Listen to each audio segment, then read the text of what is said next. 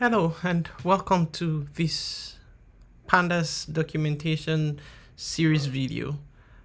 Today we want to look at this, how to create new columns derived from existing columns. And for us to do that, we'll continue to explore the data set we've been exploring, the air quality data that we've been exploring. And I'm just going to create a new notebook in Drive, just as we've been doing. I will call that create new columns from existing columns. Okay.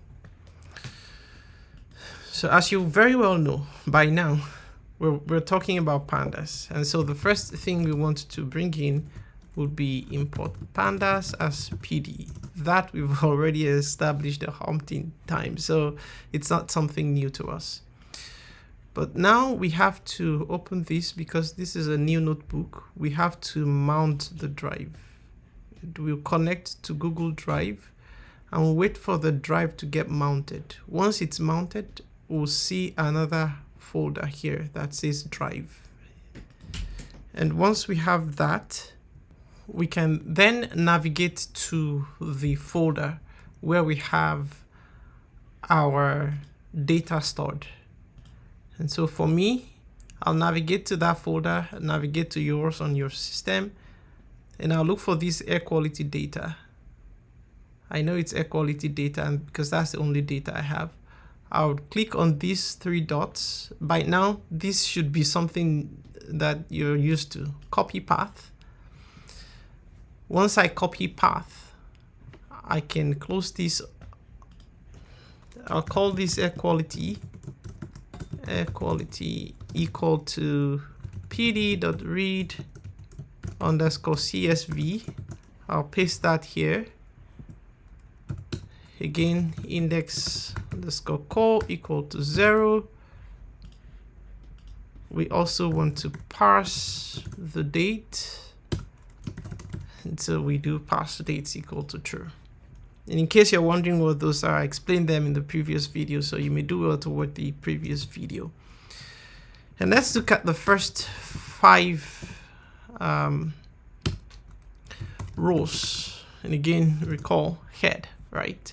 So we have the index, we have the first station, station Antwerp, Paris, and then London. So now what we want to do is, and this is the main thing, we want to look at how to create new columns that are derived from existing columns. And there are times you have your data set, it's not in a format that you really want it to be. There are certain things that you want to do, but you have the information that is needed. So say for instance, an instance is this. If you want to know the age of a person and you don't have a column called age, right? But you have in that data set, you have the date of birth of the person and you know the current year, right?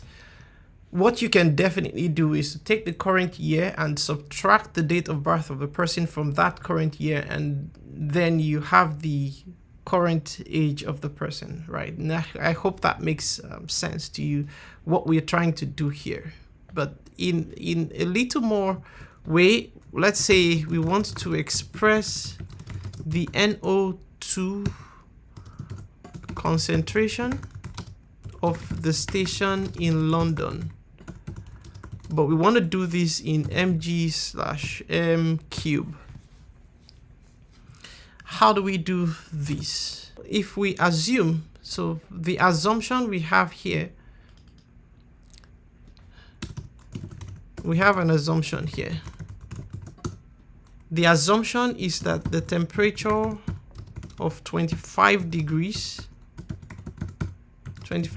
Celsius and pressure of 1013 HPA, we say that the conversion factor factor, not faction. The conversion factor is 1.882.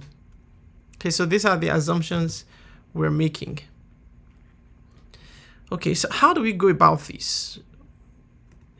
So the way to create a new column, again, to create a new column, we use that square bracket with the new column name at the left side of the assignment. So you recall the way we assign variable, that's exactly how we're going to do this. But again, this time around, we're saying something like air quality. Now, this name we have here doesn't exist, but we want to create it.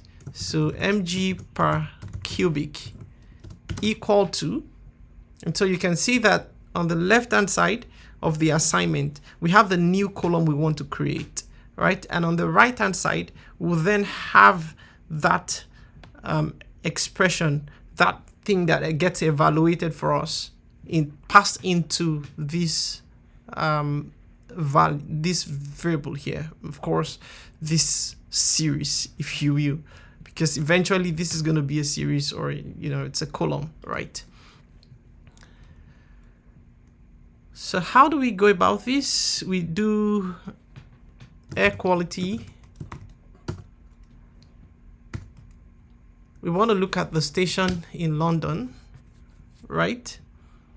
And we want to multiply that by 1882, which is the assumption we had here, that the conversion factor is 1882. So we're multiplying this by 1.882.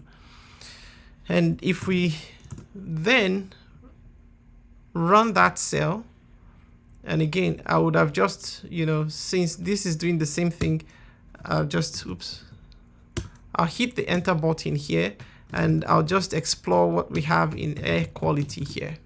So again, remember, when you're not doing two separate things, it's better to keep it in one cell. So we can have the air quality dot head, and then we have this. So if you notice now, we have this London mg per cubic there for us, which has just been created. Now the calculation of these values is done element wise, and what this means is that all the values in the given column are multiplied by the value 1.882 at once. And so because of this, you don't need to use a loop to iterate each of the rows, right? So you don't need to say for whatever in these, or just looking at the length of the column, and then you say you want to start. No, the way this calculation of values is done for us is element wise. So it takes this whole thing at once and just multiplies the values of each row by 1.882. It does that at once for us.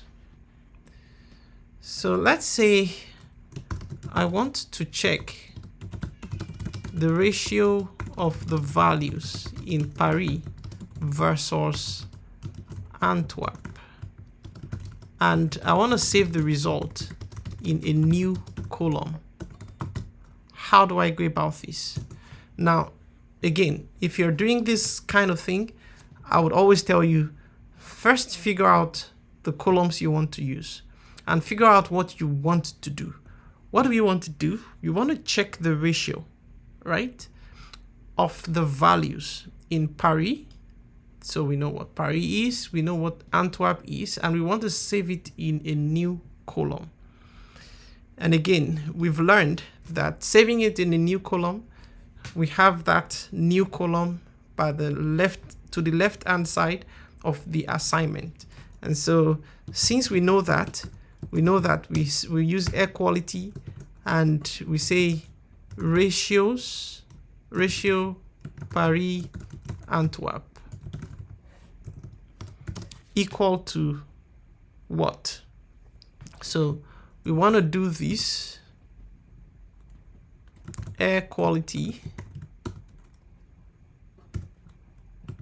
station Paris divided by air quality station Antwerp. Right? Okay. And then we can get the head again, air quality.head. Let's see what we get from here. So as you see, we now have the ratio Paris Antwerp here. And that was derived by taking the station Paris divided by the station Antwerp, which is this. So if you look at this one, for instance, we have 25 divided by 50 point this, and that gave us this value here. And so the calculation, again, don't forget, is element wise. So this division here is applied for the values in each row. And also there are other mathematical operators, the plus, minus, asterisk, division. We also have logical operators that we use, like the greater than, the less than, the equal to, the not equal to. You know, we've looked at all these in the previous videos. All of this, they work element wise. And so this is very important. It's important for you to know this. We also used these logical operators to filter the rows of the table using conditional expressions, if you've not forgotten. Now, but if you need more advanced logic, you can use arbitrary Python code via the apply method. But we're not doing that in this video. Now, let's say that I want to rename the data columns to the corresponding station identifiers used by the Open AQ. So we want to rename the data columns. So we can say air quality renamed equal to air quality dot rename. So what do we want to rename? What columns do we want to rename? So in order for us to rename columns, we use the method rename, and then we pass in the argument columns, and then we give the name of the column we have in our data set. For instance, we have Antwerp, but we want to rename that as BETR 801. This comma, we have station Paris. We want to rename that as FR 04014. And finally, we have station London. And we want to rename that as London Westminster, I believe. Okay. So now this, of course, as you must have noticed, this is a dictionary. It has to do with a key value pair. I think we've not gotten there in the Python documentation, but we hope we definitely would get there. But this is a Python, this is a dictionary where you have a key mapped to a particular value, just as you have in dictionary, in the normal dictionary. All right.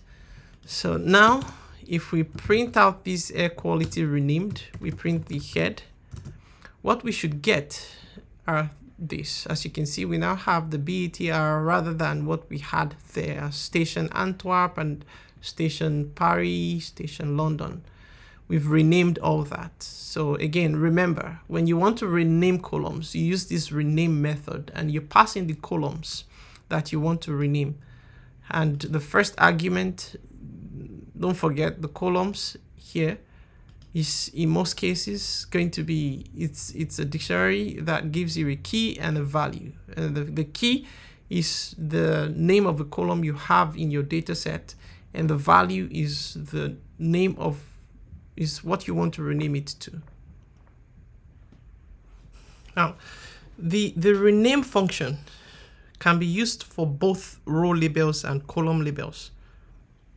Now, what they do is that they provide, and I've explained this, they provide a dictionary with the keys, the current names, and the value with the new names to update the corresponding names. I hope this is clear. If it's not, again, just let me know in the comment section so I can see how to further break this down so you can understand it better. Now, the mapping should not be restricted to fixed names only, but it can also be a mapping to a function. So for example, you can say you want to convert the column names to lowercase letters, and you can do that using a function as well. And so let's see how we can do this.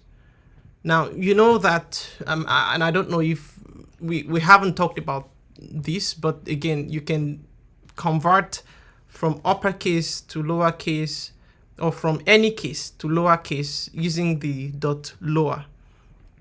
So let's see how we do this.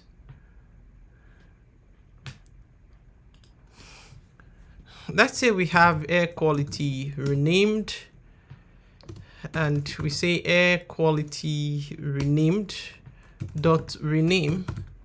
Remember, if you've not forgotten, but this time around, what we want to do is that we want to, again, pass in that columns. But this time around, we want to say that columns is equal to, we want to say this columns equal to str.lower. And as soon as I typed in str, you can see that we have different options. You can capitalize, you can have case fold, center, count, and code, and so on and so forth, right? But what we want to do is lower. And so if we take this, and I want you to note that what we're doing here is, look at this. This is in uppercase, right? And this is in uppercase as well, right? But we want to take that, we want to cast that, or we want to convert that into lowercase. So this is the way we do that. We say, okay, take all the columns and take everything and make them into lowercase. And essentially, this is just to show you that we can also pass in functions like this. So we do air quality renamed, and we say dot head. And if we run that cell, we now have this in lowercase, and everything here in lowercase.